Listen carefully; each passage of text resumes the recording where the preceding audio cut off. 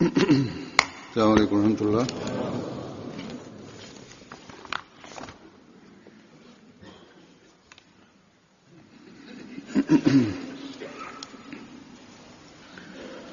अशहदु अल्ला इलाहा इल्लल्लाह वहदहु ला शरीका लहु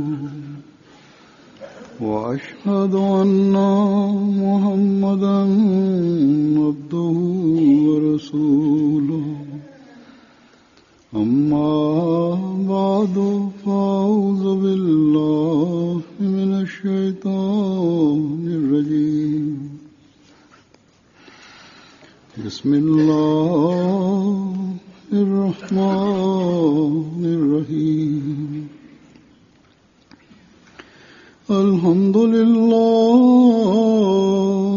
رب العالمين الرحمن الرحيم مالك يوم الدين إياك نعبد وإياك نستعين اهدنا الصراط المستقيم صراط الذين أنعمت عليهم غير المغضوب عليهم ولا الضالين.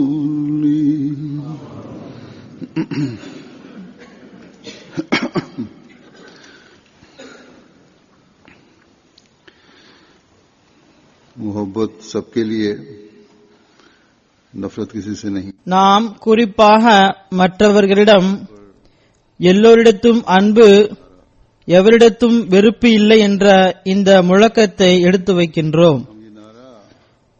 நாம் இந்த முழக்கத்தை அஹ்மதியா முஸ்லிம் ஜமாத் அல்லது அதனுடைய உறுப்பினர்கள் மற்றவர்களை குறித்து வெறுப்பும் காழ்ப்புணர்ச்சியும் கொண்டுள்ளனர் என்ற தப்பெண்ணத்தை அகற்றுவதற்காக கொடுக்கின்றோம். அல்லது அகமதிகள் மற்றவர்களை தன்னை விட சிறந்தவர்களாக கருத மாட்டார்கள், அல்லது முஸ்லிம் அல்லாதவர்களுடைய தப்பெண்ணங்களை களைவதற்கு, அதாவது இஸ்லாம், அன்பு, நேசம், நன்னடத்தை மற்றும் மற்றவர்களது உணர்வுகளுக்கு மதிப்பளிப்பதற்கான போதனைகளை வழங்குகிறது. ஆகையால் இஸ்லாம் அநீதியான தீவிரவாத மதம் என்று கூறுவது தவறாகும் என்பதற்காக நாம் இந்த முழக்கத்தை வெளிப்படுத்துகின்றோம். அல்லது நாம் பரஸ்பரம் உள்ள வெறுப்பின் சுவரை கீழே தள்ளிவிட்டு அன்பு, நேசத்துடன் வாழ்கின்றோம், மேலும் வாழ விரும்புகின்றோம் என்பதற்காக நாம் இந்த முழக்கத்தை வெளிப்படுத்துகின்றோம். ஆக நாம் ஏதாவது ஒரு மனித தொண்டு செய்கின்றோம் என்றால், நாம் இஸ்லாத்திற்கான பிரச்சாரம் செய்கின்றோம் என்றால், இதுவும் உலகிலுள்ள ஒவ்வொரு மனிதரிடமும் அன்பு இருக்கின்றது என்பதனாலேயே ஆகும். மேலும் நாங்கள் ஒவ்வொருவருடைய உள்ளத்திலிருந்தும் வெறுப்பின் விதையை களைந்து அன்பு மற்றும் நேசத்தின் செடியை நட விரும்புகின்றோம் என்பதனாலேயே ஆகும். இவை அனைத்தும் ஏன்? ஏனென்றால் நமக்கு நமது தலைவரும் எஜமானருமான ஹஸ்ரத் முஹம்மது முஸ்தபா ஸல்லல்லாஹு அலைஹி வஸல்லம் அவர்கள் இதனை கற்றுத்தந்துள்ளார்கள். இவை அனைத்தும் ஏனென்றால் நாங்கள் எங்களது எஜமானர் பெருமானார் ஸல்லல்லாஹு அலைஹி வஸல்லம் அவர்களை இரவில் உலகில் அனுதாபம் மற்றும் அன்பு ஏற்பட துடிப்பதனை பார்த்ததனால் ஆகும். எந்த அளவு துடித்தவாறு, நிம்மதியற்றிருந்தவாறு, சஜிதாவில் அழுதவாறு கண்டோம் என்றால், இந்த துடிப்பினை அல்லாஹ் திருக்குரானில் எடுத்துரைத்தவாறு கியாமத் வரை வரக்கூடிய மனிதர்களுக்கு வெறுப்பு மற்றும் காழ்ப்புணர்ச்சியிலிருந்து பரிசுத்தமான மனிதர்களுக்கு ஆதாரமாக பாதுகாத்து விட்டான். இதன் மூலம் வருங்காலத்தில் வரக்கூடியவர்கள் நபிகள் நாயகம் ஸல்லல்லாஹு அலைஹி வஸல்லம் அவர்கள் மீது ஆட்சேபனை செய்வதற்கு முன் இந்த துடிப்பின் மீது சிந்திக்க வேண்டும். மேலும் பெருமானா ஸல்லல்லாஹு அலைஹி வஸல்லம் அவர்களுடன் தொடர்பு கொண்டிருக்கக்கூடியவர்கள் முஸ்லிம்கள் என்று அழைக்கப்படுகிறவர்கள் இந்த அழகிய முன்மாதிரியின்படி செயல்பட முயற்சிக்கக்கூடியவர்களாக ஆக வேண்டும். அல்லாஹ் கூறுகின்றான், فَلَعَلَّكَ بَاخِعٌ نَفْسَكَ عَلَى آثَارِهِمْ إِن لَّمْ يُؤْمِنُوا بِهَذَا الْحَدِيثِ أَسَفًا. அவர்கள் இந்த விஷயத்தின் மீது ஈமான் கொள்ளவில்லை என்ற கவலையினால் தனது உயிரை மாய்த்துக் கொள்வீரா? இங்கு ஈமான் கொள்ளவில்லை என்று கூறப்பட்ட விஷயம் எது? அது இணை வைக்காதீர்கள் என்பதாகும். அதாவது அவர்களிடம் இணை வைக்காதீர்கள், இறைவனுக்கு மகனை ஏற்படுத்தாதீர்கள் என கூறப்பட்டது. அதன் மீது அவர்கள் ஈமான் கொள்ளவில்லை.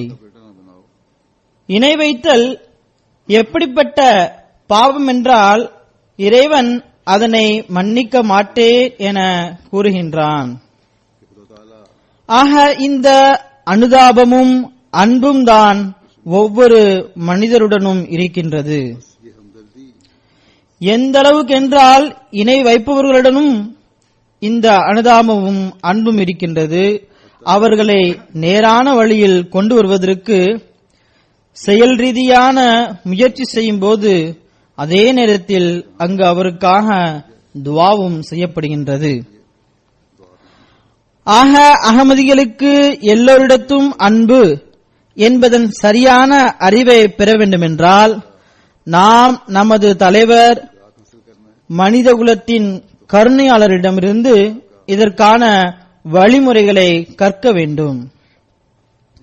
இதனை நாம் தமது ஏகத்துவத்தின் தரத்தை அளக்கும் போதுதான் செய்ய முடியும்.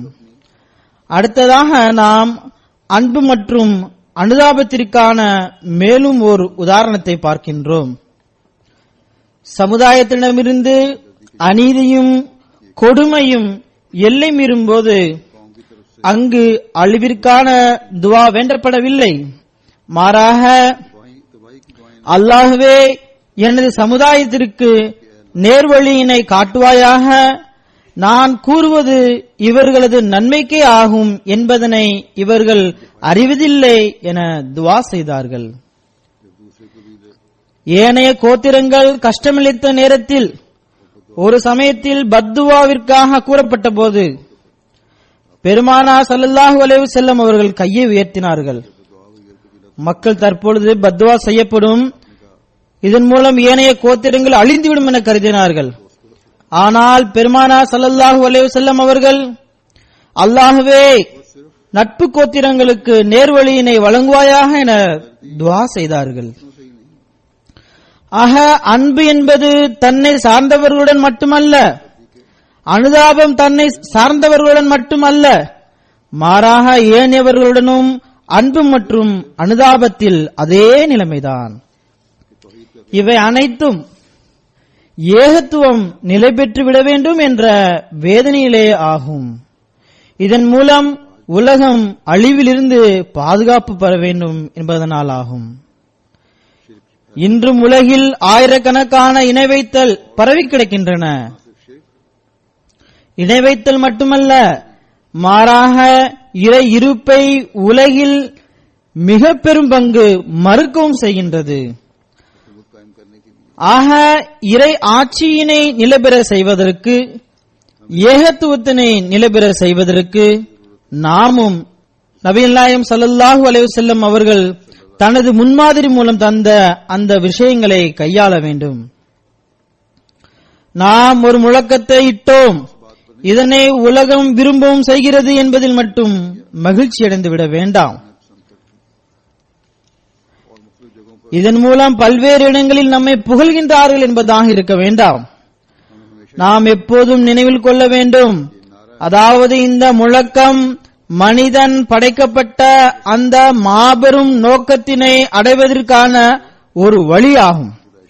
ஆக நாம் மனிதர்களுடன் கொண்டுள்ள அனுதாபம் மற்றும் அன்பிற்கான பிரச்சாரம், வெளிப்பாடு, செயல்கள் மற்றும் வெறுப்பிலிருந்து தூரம் விலகுவது, அதாவது வெறுப்பிலிருந்து விலகுவது மட்டுமல்ல, மாறாக வெறுப்பையே வெறுப்பது போன்றவை அல்லாஹ்வின் அன்பினை பெறுவதற்கே ஆகும்.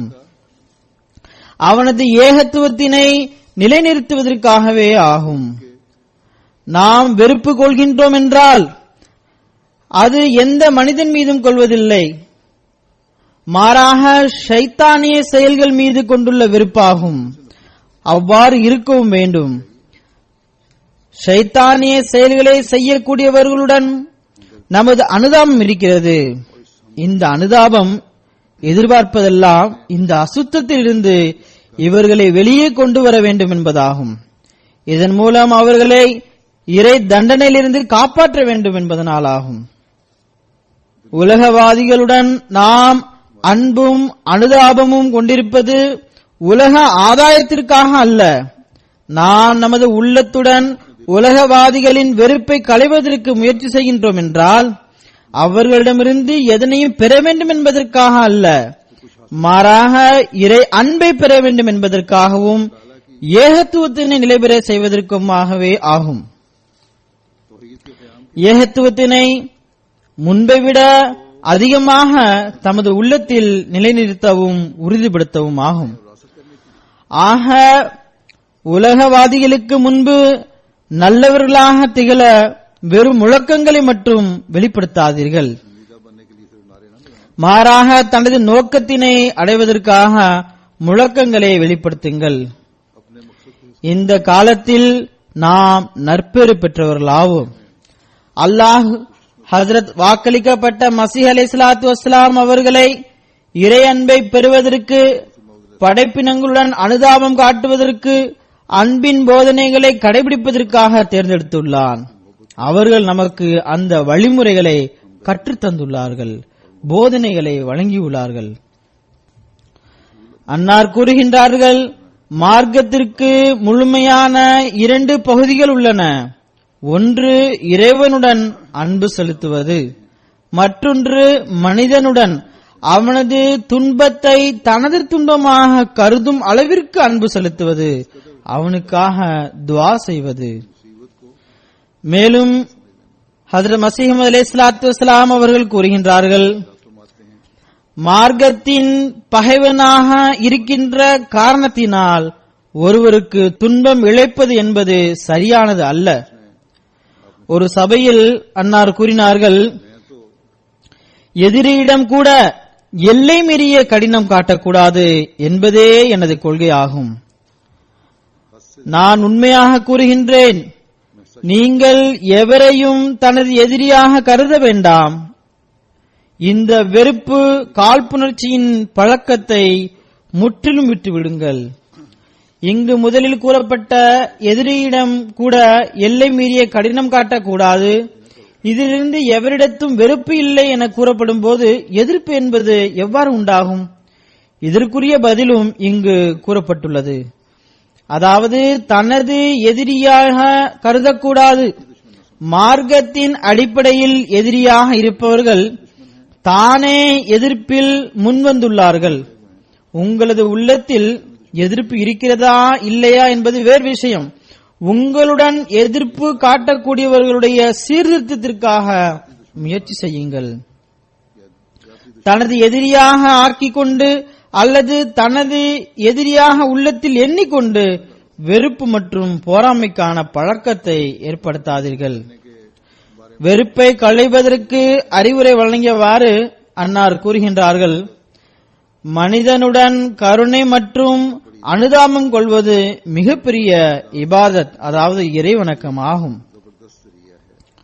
அல்லாஹ்வின் விருப்பத்தினை பெறுவதற்கு இது மிகச்சிறந்த வழியாகும். அன்னார் மேலும் ஒரு இடத்தில் கூறுகின்றார்கள், அல்லாஹ் கூறுகின்றான், மத இன வேறுபாடின்றி மக்களுடன் அனுதாபம் காட்டுங்கள். பசித்தவர்களுக்கு உணவளியுங்கள். அடிமைகளை விடுதலை செய்யுங்கள். கடன் கேட்பவர்களுக்கு கடன் கொடுங்கள். சுமை தாங்கிகளின் சுமையை தூக்குங்கள். மனிதருடன் உண்மையான அனுதாபத்தின் உரிமையை காட்டுங்கள். மேலும் ஒரு இடத்தில் கூறுகின்றார்கள், அனுதாபத்தினை தனது சமுதாயத்தினரிடம் மட்டும் காட்ட விரும்பக்கூடியவர்களுடைய பேச்சினை நான் ஒருபோதும் விரும்புவதில்லை. நான் மீண்டும் மீண்டும் உங்களுக்கு அறிவுரை வழங்குகின்றேன், நீங்கள் ஒருபோதும் தனது அனுதாபத்தின் மட்டத்தினை சுருக்காதீர்கள். மேலும் கூறுகின்றார்கள், நீங்கள் இறை படைப்பினங்களுடன் உண்மையான சொந்தம் ஒன்று அனுதாபத்துடன் பழகுங்கள். தாய் தனது பிள்ளைகளுடன் பழகுவதனை போன்று பழகுங்கள். தாயை போன்று இயல்பாகவே உணர்வு கொள்ளக்கூடியவர் ஒருபோதும் காட்டுவதற்காக நன்மை செய்ய மாட்டார். ஆக இதுதான் மற்றவருடன் அனுதாபம் மற்றும் அன்பு கொள்வதற்கான தரம். இது ஏனென்றால் இறைவனுடைய கட்டளையாகும், அவனது ரசூலுடைய கட்டளையாகும். திருக்குரானில் அல்லாஹ் நமக்கு இதற்கான கட்டளையை இட்டுள்ளான். ஆக படைப்பினங்களுடன் அனுதாபம் காட்டுவது தொடர்பாக இஸ்லாத்தில் எவ்வளவு அழகான போதனை இருக்கின்றது. இங்கு போதனை வழங்கிய இறைவனை விட்டுவிட்டு இந்த காலத்தில் நபிகள் நாயகம் ஸல்லல்லாஹு அலைஹி வஸல்லமுடைய அடிமையிலிருந்து வந்த தூயவரை விட்டுவிட்டு நாம் வேறெங்கு சென்றாவது இந்த தரத்தை பெற முடியுமா? ஒருபோதும் முடியாது. ஆக நமது எல்லோரிடத்தும் அன்பு, எவரிடத்தும் இல்லை வெறுப்பு என்பது கடைசி நோக்கம் அல்ல, மாறாக இறை விருப்பத்தினை பெறுவதற்கான ஒரு வழியாகும். நாம் எப்போதும் இதனை கண்முன் நிறுத்த வேண்டும். இதனை அடைய நாம் முயற்சிகளை செய்ய வேண்டும். சில நாட்களுக்கு முன்பு எனக்கு ஒரு சிந்தனை தோன்றியது. அதாவது மனித இனத்திற்கு தொண்டு செய்வதற்கான ஹியூமனிட்டி ஃபர்ஸ்ட் என்ற நமது நிறுவனம் இதில் பணிபுரியக்கூடியவர்களுக்கு அல்லது பொறுப்பாளர்களுக்கு ஒருவேளை இந்த சிந்தனை, அதாவது மார்க்கத்தை விட்டு முற்றிலுமாக தன்னை தனித்தவனாக ஆக்கிக் கொள்ள வேண்டும், அவ்வாறு தனித்தவனாக தொண்டாற்றினோம் என்றால் உலகில் நம்மை அதிகம் புகழ்வார்கள் என்ற சிந்தனை தோன்றியிருக்கலாம். நான் தலைமையக பொறுப்பாளரிடம் கூறினேன், உங்களுடைய முக்கியத்துவம் நீங்கள் மார்க்கத்துடன் ஒன்றிணைந்திருக்கிறீர்கள் என்பதனால் ஆகும். ஜமாத்தின் பெயர் எங்கேயாவது வரத்தான் செய்கின்றது. மேலும் தேவைக்கேற்ப ஜமாத்தின் பெயர் உபயோகப்படுத்தப்படுகிறது என்றாலும் அதில் தவறில்லை. ஆனால் நாம் இறைவனை மகிழ்விப்பதற்காக மனித இன தொண்டாற்ற வேண்டும் என்ற எண்ணம் கண்முன் இருக்க வேண்டும். அல்லாஹ் அடியானது உரிமையை நிறைவேற்றுங்கள் என கட்டளையிட்டுள்ளான். அதனால் நாம் மனித இன தொண்டு செய்ய வேண்டும். மேலும் அல்லாஹுவை மகிழ்விப்பதற்கு அல்லாஹுடன் தொடர்பு கொள்வது மற்றும் தனது இபாதத்துகளை பாதுகாப்பதும் அவசியமாகும். இவையன்றி மனித இன தொண்டு எந்த பயனையும் அளிக்காது. நான் கூறிய விஷயம் அவர்களுக்கு புரிந்துவிட்டது.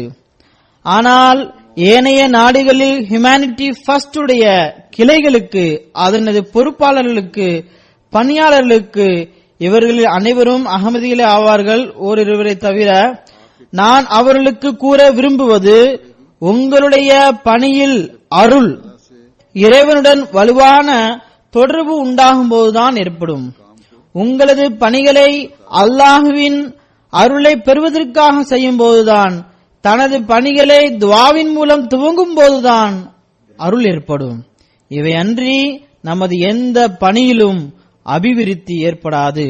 அதற்காக தனது அறிவினால் எந்த அளவு திட்டம் தீட்டினாலும் சரியே. எவ்வாறாயினும் நான் இதனை பற்றி எப்போதாவது கூற வேண்டும் என்று நினைத்திருந்தேன். அதனால் இதனை தற்போது உங்கள் முன் எடுத்துரைத்துள்ளேன். இதனை பொதுவாக எடுத்துக்கொண்டாலும் சரி அல்லது இது தொடர்பானது என நினைத்தாலும் சரி, நான் இதனை இன்று எடுத்துரைப்பது அவசியம் என நினைத்தேன், ஆகையால் எடுத்துரைத்தேன். நான் மீண்டும் ஏற்கனவே எடுத்துரைத்து வந்த எல்லோரிடத்தும் அன்பு, எவரிடத்தும் இல்லை வெறுப்பு என்பதன் பக்கம் வருகின்றேன். நான் தெளிவுபடுத்த விரும்புகின்றேன். அதாவது படைப்பினங்களுக்கு தொண்டாற்றுவது, படைப்பினங்களுடன் அனுதாபத்துடன் நடப்பது, மேலும் அன்பினை பரப்புவது, எதிர்ப்பினை அழிப்பது என்பது சந்தேகமின்றி மிகப்பெரிய நன்மைகள் ஆகும். ஆனால் இந்த முழக்கத்தை நமது வாழ்வின் நோக்கம் என்று மட்டும் கருதிவிடக் கூடாது. நாம் இதனை செய்துவிட்டோம் என்றால் அனைத்தையும் பெற்றுவிட்டோம் என்ற எண்ணம் வந்துவிடக் கூடாது. நான் ஏற்கனவே கூறியதனை போன்று இந்த முழக்கம் நோக்கத்தினை அடைவதில் ஒரு பங்கு மட்டுமே ஆகும்.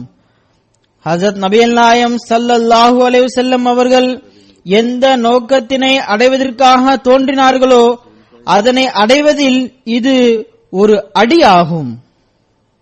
அன்னாருடைய அடிமையில் இந்த காலத்தில் ஹசரத் வாக்களிக்கப்பட்ட மஸீஹ் அலைஹிஸ்ஸலாத்து வஸ்ஸலாம் அவர்களை அல்லாஹ் அனுப்பியிருக்கின்றான். அந்த நோக்கம் இறைவனின் ஏகத்துவத்தின் சரியான அறிவை ஏற்படுத்துவதாகும். இறைவனால் வகுக்கப்பட்ட அனைத்து கட்டளைகளின்படி செயல்பட முயற்சிக்க வேண்டும். நபிகள் நாயகம் ஸல்லல்லாஹு அலைஹி வஸல்லம் அவர்களின் முன்மாதிரியை தனது கண்முன் வைக்க வேண்டும், தனது நோக்கமாக ஆக்க வேண்டும். அதனை அடைவதற்கு முழுமையாக முயற்சிக்க வேண்டும்.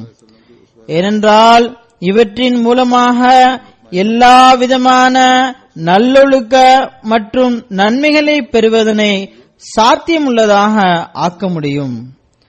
ஹஸ்ரத் முஸ்லிம் மௌத் வாக்களிக்கப்பட்ட சீர்திருத்தவாதி அவர்களின் காலத்தில் ஆலிம்களின் மத்தியில் ஜமாத்தின் மோட்டோ, அதாவது நோக்கம் என்னவாக இருக்க வேண்டும் என்ற கருத்தில் பலரும் கட்டுரைகளின் வடிவில் விவாதம் செய்தனர். இது அல் ஃபஸலில் பிரசுரிக்கப்பட்டது. அல்லது பல சான்றோர்கள் இதனை குறித்த தனது கருத்துக்களை வெளிப்படுத்தினார்கள். இதற்கு வாக்களிக்கப்பட்ட சீர்திருத்தவாதி அவர்கள் ஜமாத்திற்கு வழங்கிய மோட்டோ அல்லது ஜமாத்திற்கு வழிகாட்டியது எப்படிப்பட்டதென்றால், அதன் மூலம் மார்க்கமும் வலுப்பெறும், ஈமானும் வலுப்பெறும், அல்லாஹ்வின் உரிமைகளும் நிறைவேறும், அடியானுக்குரிய உரிமைகளும் நிறைவேறும். இரண்டு சான்றோர்களில் ஒருவர் கூறினார், நமது நோக்கம் ஃபஸ்தபிக்குல் கைராத், அதாவது நன்மையில் முன்னேறுவது ஜமாத்தின் நோக்கமாக இருக்க வேண்டும் என கூறினார். மற்றவர் கூறினார், நமது மோட்டோ, அதாவது நோக்கம் உலகத்தை விட மார்க்கத்திற்கு முன்னுரிமை வழங்க வேண்டும் என்பதாக இருக்க வேண்டும் என்றார். ஹஜ்ரத் முஸ்லிம் ரலியல்லாஹு தஆலா அன்ஹு அவர்கள் கூறினார்கள், ஏதாவது நோக்கம் கண்டிப்பாக இருக்க வேண்டும். உலகில் உள்ள அமைப்புகள், அஞ்சுமன்கள் போன்றவை நிறுவப்படும் போது ஏதாவது ஒன்றினை தனது நோக்கமாக கொள்கின்றன. நல்ல மற்றும் உரிமைகளை நிறைவேற்றக்கூடிய அமைப்புகளாக இருந்தால் அதனை அடைவதற்கு நல்ல முறையில் முயற்சியும் செய்கின்றன. இதன் மூலம் அவர்கள் ஏனையவர்களை விட தம்மை மேலானவர்களாக ஆக்கிக் கொள்கின்றனர். உலகில் ஒழுக்க மேம்பாட்டினை நோக்கமாக கொள்வதற்கு முழக்கங்கள் எழுப்பப்படுகின்றன. கல்வித்தரத்தை உயர்த்துவதனை நோக்கமாக கொள்வதற்கு முழக்கங்கள் இடப்படுகின்றன. ஏதாவது ஒரு இடத்தில் பொதுமக்களது அல்லது ஒரு பிரிவினரது உரிமை பறிக்கப்படுகிறது என்றால் சுதந்திரத்தை அரசியல் கட்சிகள் தனது மோட்டோவாக ஆக்கிக் கொள்கின்றன. அதற்காக முயற்சிகளை செய்கின்றனர், முழக்கங்களை எழுப்புகின்றனர். மேலும் ஏதாவது ஒரு இடத்தில் வேற ஏதாவது பிரச்சனை என்றால் அங்கு ஒரு விஷயம் நோக்கமாக மேற்கொள்ளப்படுகின்றது. ஆக நோக்கமாக கொள்வதன் அடிப்படை நோக்கம் நாம் அந்த விஷயத்தை உலகில் நிலைநிறுத்துவது ஆகும். அதனை தனது ஜமாத்தினரிடம் என் நேரமும் இருக்க செய்வதாகும், உலகில் நிலைபெற செய்வதாகும், தனக்கு முன்பும் இருக்க செய்வதாகும். இந்த உலகில் ஆயிரக்கணக்கான நன்மைகள் இருக்கின்றன. ஏதாவது ஒரு நன்மையை தேர்ந்தெடுத்தோம் என்றால் வெளிப்படையில் அது ஒரு நல்ல விஷயமாகும். ஆனால் இதன் மூலம் ஏனைய நன்மைகளுடைய தேவை இல்லை என்பதாகிவிடாது. மாறாக தேவை மற்றும் வசதிகளை கண்முன் வைத்தவாறு அந்த நன்மைகளில் ஏதாவது ஒரு நன்மை மோட்டவாக ஆக்கப்படுகின்றது. எவ்வாறாயினும் எந்த ஒரு நல்ல ஒரு மோட்டவை யார் நிர்ணயித்தாலும் அது அவருக்கு நன்மையாகும். அவர்கள் இதற்கு விளக்கம் தந்துள்ளார்கள். சில மோட்டோக்கள் எவ்வாறானதாக இருக்கும் என்றால் அவற்றுக்கு பரஸ்பரம் ஒரு தொடர்பு இருக்கும். உதாரணமாக இறைவனுக்கு கட்டுப்படுதல் என்று ஒரு மோட்டோ இருக்கிறது. இதனை போன்று நன்மையில் முன்னேறுங்கள் என்ற ஒரு மோட்டோவும் உள்ளது. இவை இரண்டும் பரஸ்பரம் ஒரு தொடர்பினை கொண்டுள்ளன. ஏனென்றால் இறைவனுக்கு கட்டுப்படாமல் நன்மைகளை செய்வது சாத்தியமற்றதாகும். இதனை போன்று நல்லவராக இல்லாதவர் இறைவனுக்கு கட்டுப்படுவராக ஆக மாட்டார். இதனை போன்று நான் உலகத்தை விட மார்க்கத்திற்கு முன்னுரிமை வழங்குவேன் என்ற மோட்டோ உள்ளது. அதேபோல் நான் நன்மையில் முன்னேற முயற்சி செய்வேன் என்றும் உள்ளது. இவை இரண்டும் பரஸ்பரம் ஒன்றுபட்டதாகும். ஒன்று மற்றவைக்குள் வந்துவிடுகின்றது. ஆக நன்மைகள் அனைத்தும் சிறந்ததாகும். அவற்றை நாம் பின்பற்ற முயற்சி செய்ய வேண்டும். ஆனால் மோட்டோவை பற்றிய கேள்வி எழுந்தபோது இதன் பக்கம் கவனம் செலுத்தியவாறு சிலர் தமது நன்மைகளை சுருக்கிக் கொள்கின்றனர் அல்லது அந்த நன்மையை மட்டுமே அனைத்துமாக கருத ஆரம்பித்து விடுகின்றனர். எவ்வாறென்றால் நமது இளைஞர்கள் அல்லது வேறு சிலர் தமது மார்க்க நிலையை மறந்து விடுகின்றனர். ஆனால் உலகிற்கு காட்டுவதற்காக எல்லோரிடத்தும் அன்பு, எவரிடத்தும் இல்லை வெறுப்பு என்ற முழக்கத்தை மிகவும் அதிகமாக எழுப்புகின்றனர். இஸ்லாமிய போதனைகளை பரப்புவது என்பது நல்ல எண்ணம்தான். இந்த முழக்கமும் மிக சிறந்ததாகும். ஆனால் இது மட்டுமே நமது நோக்கம் அல்ல. நான் கூறியது போன்று நமது நோக்கம் மிக பெரியதாகும். இதனை போன்று படைப்பினங்களுக்கு தொண்டாற்றுவது என்பது ஒன்றுமல்ல.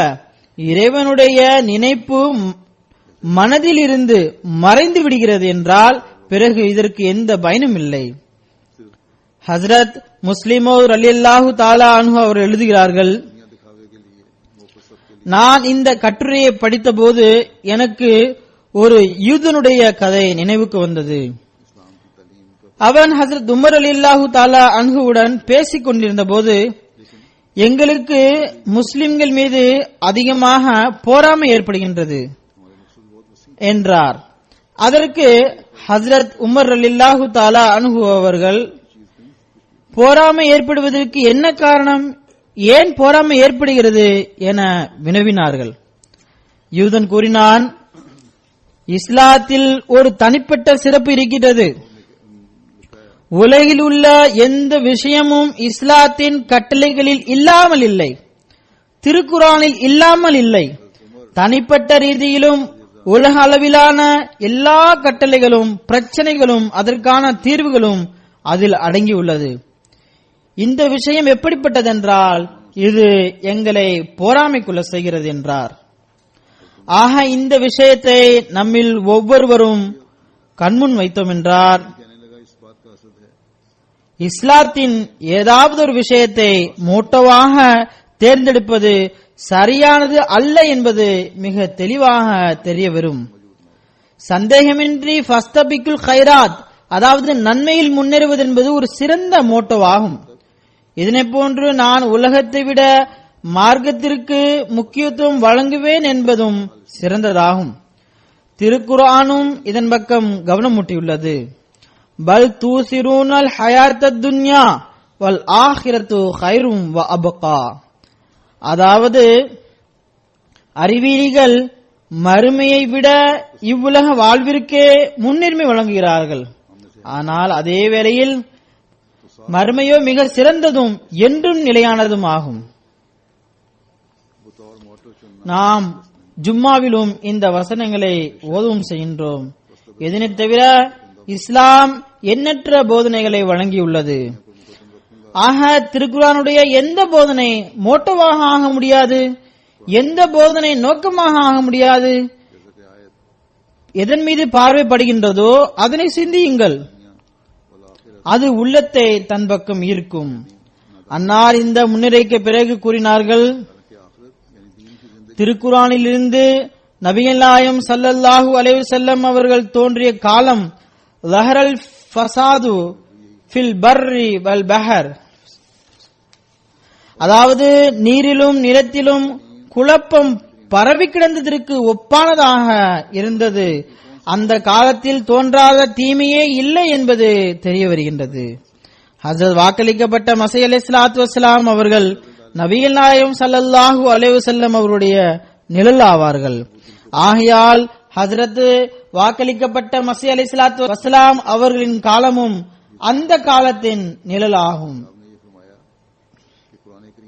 மேலும் நாம் பார்க்கின்றோம், இன்றும் அனைத்து விதமான தீமைகளும் தனது உச்சத்தை அடைந்துள்ளன.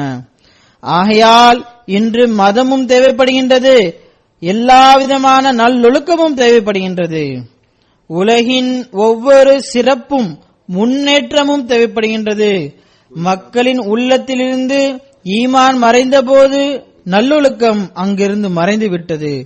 உண்மையான உலக முன்னேற்றமும் மறைந்து விட்டது. தற்பொழுது மக்கள் எதனை முன்னேற்றம் என கருதுகிறார்களோ அது நப்சின் வெளிப்பாடாகும். அது தனிப்பட்ட ரீதியில் இருந்தாலும் சரி, உலக அளவில் இருந்தாலும் சரி. தற்போது மக்கள் எதனை முன்னேற்றம் என கருதுகிறார்களோ அது சுயநலமாக இருக்கின்றது. அதனை உலக முன்னேற்றம் என கூற முடியாது. ஏனென்றால் அதன் மூலம் உலகின் ஒரு பகுதி மட்டுமே பயனடைகின்றது. ஏனையவைகள் அடிமையாக்கப்படுகின்றன. அது அரசியல் ரீதியில் அடிமையாக இருந்தாலும் சரி, பொருளாதார ரீதியில் அடிமையாக இருந்தாலும் சரி, ஏதாவது ஒரு வகையில் ஒரு பகுதி அடிமையாகின்றது. எவ்வாறாயினும் அப்படிப்பட்டவர்களுக்கு இது முன்னேற்றம் அல்ல. முன்னேற்றம் அடையக்கூடியவரிடம் சுயநலம் இருக்கின்றது. அதற்கு அவர்கள் முன்னேற்றம் என கூறுகின்றார்கள். ஆக இப்படிப்பட்ட நேரத்தில் அந்த வசனத்தை நோக்கமாக ஆக்க வேண்டும், இந்த வசனத்தை விட்டுவிட வேண்டும் என்பது தவறாகும். மாறாக திருக்குரானின் ஒவ்வொரு வசனமும் நமது நோக்கமாகும். நாம் கண்முன் நிறுத்த வேண்டியவையாகும். அவ்வாறு இருக்கவும் வேண்டும். ஆக நமது மோட்டோ முழு திருக்குரானும் ஆகும்.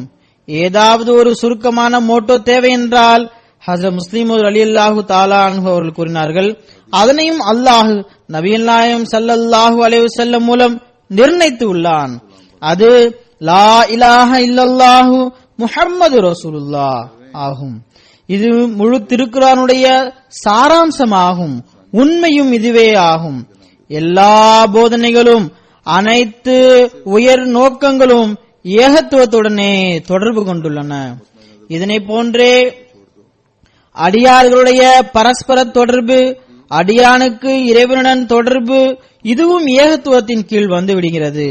ஏகத்துவம் எப்படிப்பட்டதென்றால் அது நபிகள் நாயகம் ஸல்லல்லாஹு அலைஹி வஸல்லம் அவருடைய உதவியின்றி வெளிப்பட முடியாது. இதனால் லா இலாஹ இல்லல்லாஹுடன் முஹம்மது ரசூலுல்லாஹ் என்று இணைக்கப்பட்டுள்ளது. உண்மையான வணக்கத்திற்குரியவனை தேட வேண்டும் அல்லது இறைவனை நீங்கள் பார்க்க வேண்டும் என்றால் முஹம்மது ரசூலுல்லாஹ் ஸல்லல்லாஹு அலைஹி வஸல்லம் உடைய உதவியுடன் பாருங்கள். ஆக பெருமானா ஸல்லல்லாஹு அலைஹி வஸல்லம் தான் உண்மையான வணக்கத்திற்குரியவனை பார்க்கக்கூடிய அந்த கண்ணாடி ஆவார்கள். அன்னாருடைய உதவியை பெறும்போது அல்ஹம்துலிருந்து அந்நாஸ் வரை ஒவ்வொரு இடத்திலும் லா இலாஹ இல்லல்லாஹுடைய கருத்து தென்படும். ஆக நபிகள் நாயகம் ஸல்லல்லாஹு அலைஹி வஸல்லம் அவர்களின் வருகையின் மூலமாகத்தான் உலகில் ஏகத்துவம் நிலை பெற்றது. அதற்கு முன்பாக சிலர் ஹஜ்ரத் உசைரையும் சிலர் ஹஜ்ரத் ஈசா அலைஹிஸ்ஸலாம் அவர்களையும் கடவுளின் மகனாக கொண்டிருந்தனர். சிலர் மலக்குமார்களை வணக்கத்திற்குரியவனாக கொண்டிருந்தனர். இப்படிப்பட்ட சமயத்தில் நபிகள் நாயகம் ஸல்லல்லாஹு அலைஹி வஸல்லம் அவர்கள்தான் அனைத்து விதமான குழப்பத்தையும் களைந்தார்கள். மேலும் அல்லாஹ் பெருமானா ஸல்லல்லாஹு அலைஹி வஸல்லம் அவர்களையே ஏகத்துவத்தை நிலைபெற செய்ய நியமித்தான். அல்லாஹ்வின் அருளினால் பெருமானா ஸல்லல்லாஹு அலைஹி வஸல்லம் அவர்கள் மூலமாகவே உலகில் ஏகத்துவம் நிலை பெற்றது. அந்த லா இலாஹ இல்லல்லாஹு என்ற மோட்டோவை தான் நாம் பாங்கு நேரத்திலும் கூறுகின்றோம். ஒருவரை இஸ்லாத்தில் இணைக்கும் போதும் அவரை லா இலாஹ இல்லல்லாஹ் என கூற சொல்கின்றோம். ஏனென்றால் இதன் பெயர்தான் உண்மையான இஸ்லாம்.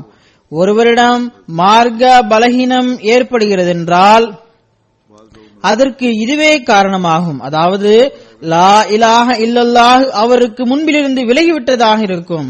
அவ்வாறு இல்லாமல் லா இலாஹ இல்லல்லாஹ் என் நேரமும் முன் இருக்கும் என்றால் பிறகு மனிதன் மார்க்க பலகீனத்திலிருந்து பாதுகாப்பாக இருப்பான். பெரும்பாலர் கூறுவதனைப் போல் வெறும் வாயளவில் லா இலாஹ இல்லல்லாஹ் என்று கூறுவது நோக்கமல்ல. பொய் சொன்னாலும் லா இலாஹ இல்லல்லாஹ் என கூறி பொய் சொல்லுவார்கள். மாறாக லா இலாஹ இல்லல்லாஹ் என்று கூறினோம் என்றால் பிறகு இறைவனுடைய மகத்துவம், கம்பீரம், அவனது அச்சம், அவனது அனைத்து பண்புகளும் முன்னால் வந்துவிட வேண்டும்.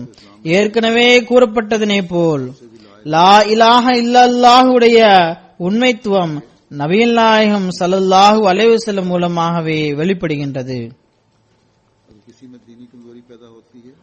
ஆக மனிதன் எப்போது வரை நபிகள் நாயகம் ஸல்லல்லாஹு அலைஹி வஸல்லம் மீது தன்னை மாய்த்து கொள்ள மாட்டானோ ஏகத்துவத்தினை முழுமை என்று புரிந்து கொள்ள முடியாது, அல்லது முழுமையான ஏகத்துவத்தினை புரிந்து கொள்ள முடியாது. மேலும் அதனுடைய விரிவான வெளிப்படையாகிய திருக்குரானை புரிய முடியாது. எவர் நபிகள் நாயகம் ஸல்லல்லாஹு அலைஹி வஸல்லம் இடத்தில் தன்னை மாய்த்தவாறு ஏகத்துவத்தை புரிய மாட்டாரோ அவர் அறிவிருந்தும் இணை வைத்தலில் ஈடுபட்டிருக்கிறார். முஸ்லிம் அல்லாதவர்களை ஒருபுறம் வையுங்கள், முஸ்லிம்களிலும் கூட பெரும்பாலர் பீர்களையும் ஃபக்கீர்களையும் தமது இறைவனாக்கி வைத்துள்ளனர்.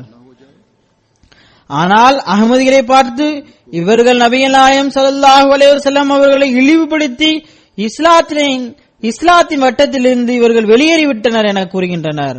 ஆனால் உண்மையில் இவர்கள்தான் நபிகள் நாயகம் ஸல்லல்லாஹு அலைஹி வஸல்லம் அவருடைய அந்தஸ்தை புரியவில்லை. இதன் காரணமாக ஏகத்துவத்தில் இருந்தும் தூரம் விலகி உள்ளனர். இக்காலத்தில் ஏகத்துவத்தினை பற்றிய சரியான அறிவு ஹஜ்ரத் வாக்களிக்கப்பட்ட மஸீஹ் அலைஹிஸ்ஸலாத்து வஸ்ஸலாம் அவர்களுக்கு கிடைத்துள்ளது.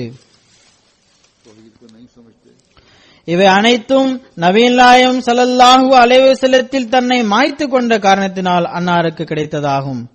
யாரை உலகம் காஃபிர் என்று கூறுகிறதோ அவர் உண்மையில் ஏகத்துவத்தை கொண்டவராவார்.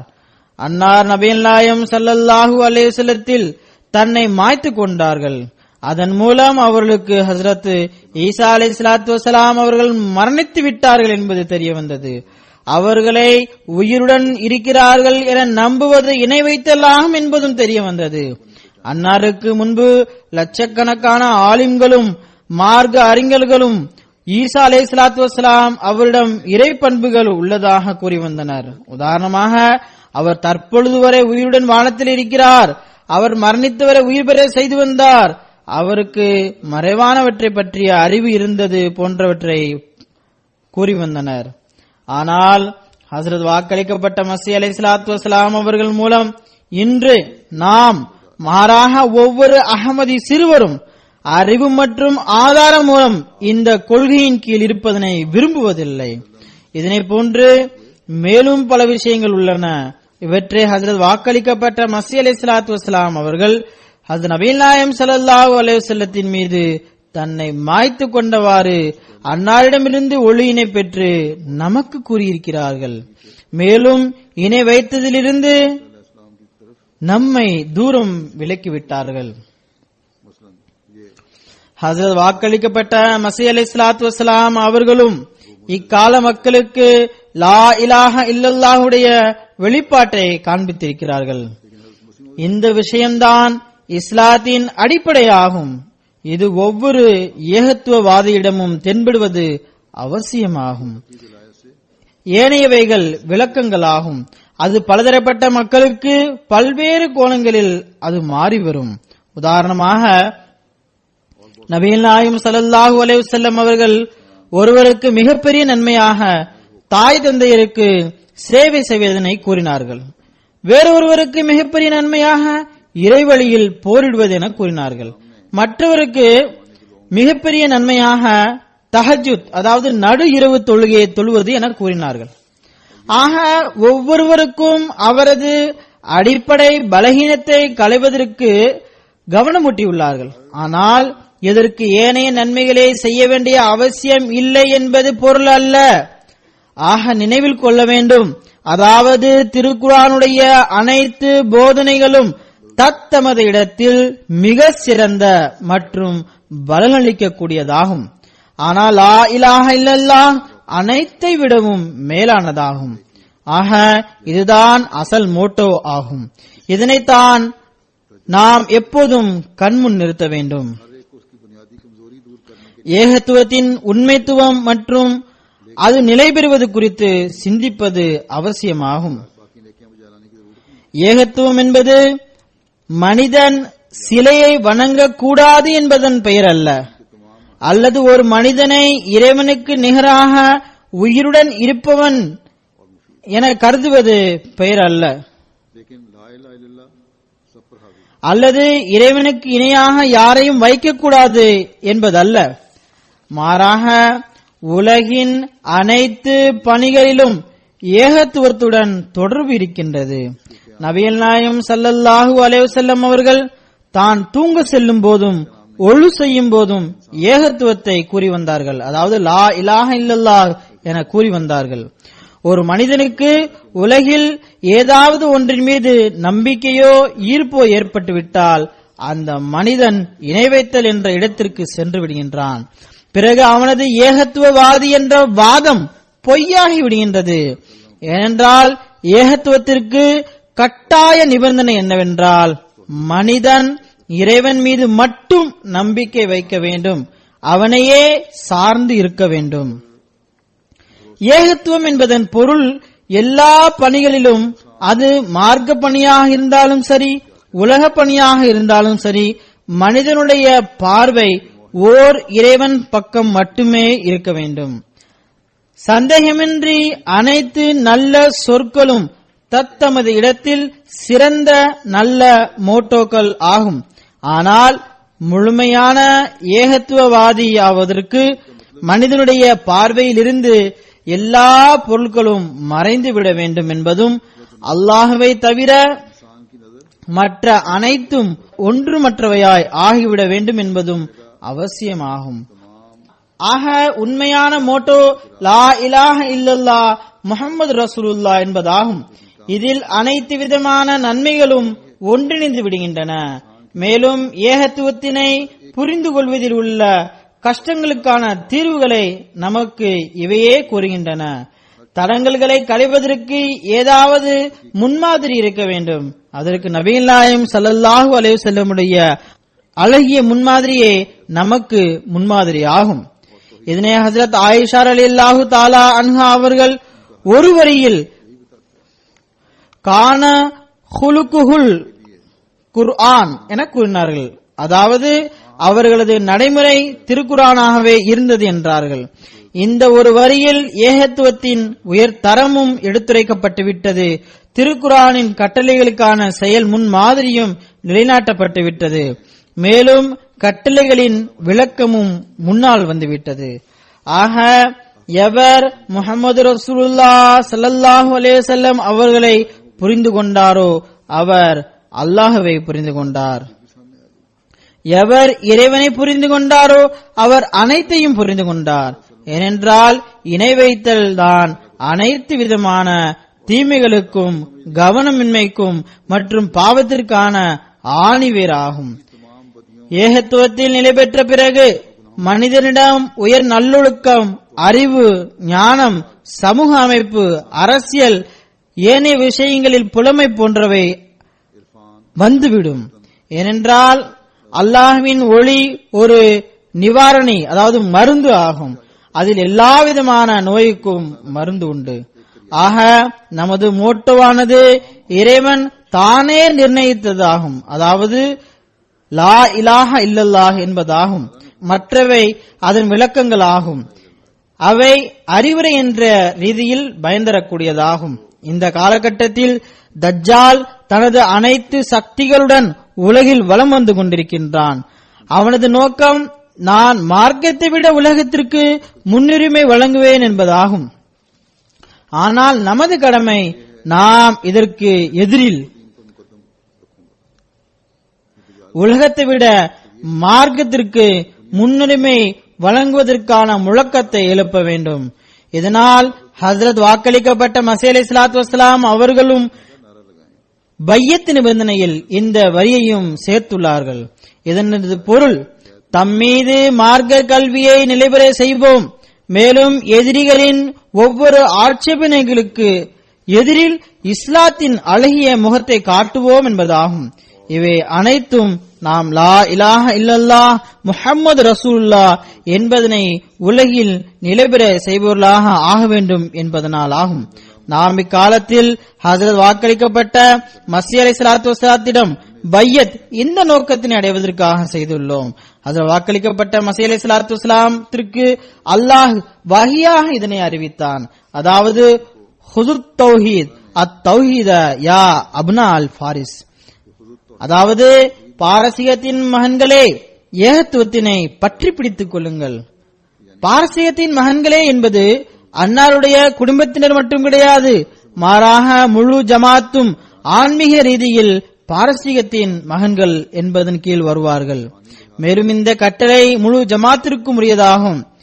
கஷ்டத்தின் போது மனிதன் ஏதாவது ஒரு சிறந்ததனை பற்றி பிடிப்பான் என்பது விதியாகும். அன்னார் கூறுகின்றார்கள், நீங்கள் கஷ்டத்தின் போது ஏகத்துவத்தினை பற்றி பிடித்துக் கொள்ளுங்கள், இதற்குள் ஏனைய அனைத்தும் இருக்கின்றது. ஆக நமது ஜமாத்தின் மீது கடமை என்னவென்றால் லா இலாஹ இல்லல்லாஹ் என்ற மோட்டோவை என் நேரமும் தன் முன் வைக்க வேண்டும். இன்றைய நாட்களில் இணை வைத்தலுடன் நாத்திகமும் மிக வேகமாக பரவுகின்றது. நாத்திகம் இணை வைத்தலின் ஒரு பிரிவு ஆகும், இணை வைத்தல் நாத்திகத்தின் ஒரு பிரிவு ஆகும். ஆக நாம் நம்மை ஒரு முழக்கத்தில் சுருக்கி கொண்டவாறு அதனை மட்டும் போதும் என ஏற்றுக்கொண்டவாறு இம்மையையும் மறுமையும் சீர்படுத்தக்கூடியவர்களாக ஆக முடியாது. மேலும் மனித இன தொண்டிற்காக நாம் நமது தொழுகைகளை இபாதத்துகளை விட முடியாது. அவ்வாறு செய்யக்கூடியவர்களுக்கு கூறக்கூடியவர்களுக்கு அதில் வாக்களிக்கப்பட்ட மஸீஹ் அலைஹிஸ்ஸலாத்து வஸ்ஸலாம் அவருடன் எந்த தொடர்பும் இல்லை. ஆக நாம் நமது உண்மையான குறிக்கோளை நோக்கத்தினை என் நேரமும் கண்முன் நிறுத்துவது அவசியமாகும். இதன் மூலம் நாம் அனைத்துவித மார்க்க உலக அருள்களை பெறக்கூடியவர்களாக ஆக வேண்டும். அல்லாஹ் நம் அனைவருக்கும் இதன் உண்மைத்துவத்தினை புரிவதற்கான நல் வாய்ப்பினை வழங்குவானாக. நான் ஜும்மா தொழுகைக்கு பிறகு ஒரு ஜனாசா தொழுகையையும் தொலை வைப்பேன். ஜனாசா வந்துவிட்டதா என்று உஸர் அவர்கள் கேட்கிறார்கள். இது சித்திக் அக்பர் ரஹ்மான் சாஹிபுடையதாகும். இவர் மர்ஹூம் ஃபைசுர் ரஹ்மான் சாஹிபுடைய மகன் ஆவார்கள்.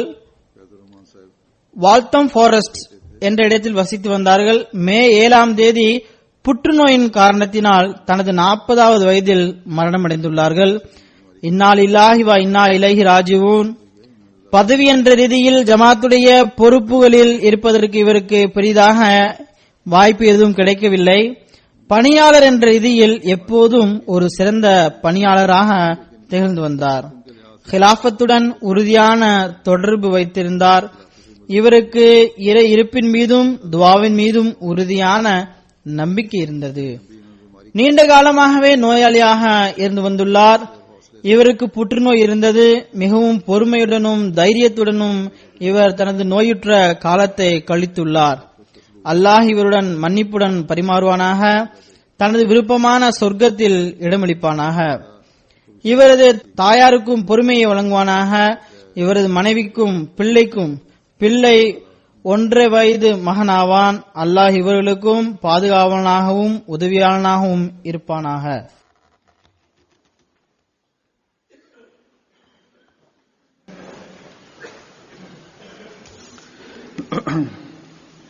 الحمد